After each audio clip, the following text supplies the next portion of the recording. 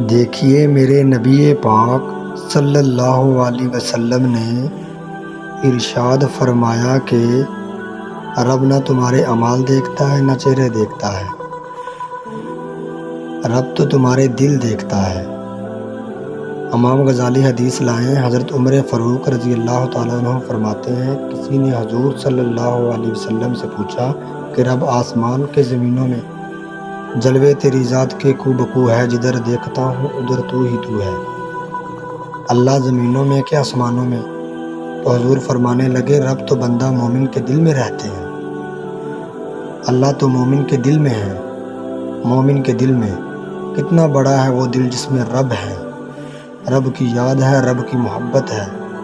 اس لیے حضرت عمر فاروق فرماتے ہیں، میں نے دل کی آنکھوں سے اپنے مالک کی زیارت کی ہے۔ نبی پاک نے فرمایا، جو آدمی اذان سنے اور جس طرح مؤذن کلمہ کہے اور اسی طرح کے کلمات دہرائے تو اللہ تعالیٰ مردوں کو 1,00,000 نیکی کا ثواب دے گا اذان کا جواب دینے پر۔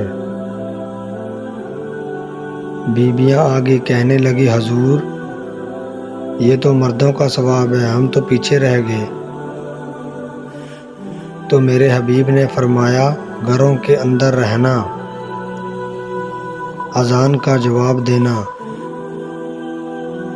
مردوں کو 1,00,000 نیکی ملے گی۔ تمہارے نبی کا وعدہ ہے، تمہیں 2,00,000 نیکیاں عطا فرمائی جائیں گی، تمہیں ڈبل ثواب ملے گا، شرط یہ ہے کہ گھروں کے اندر رہنا۔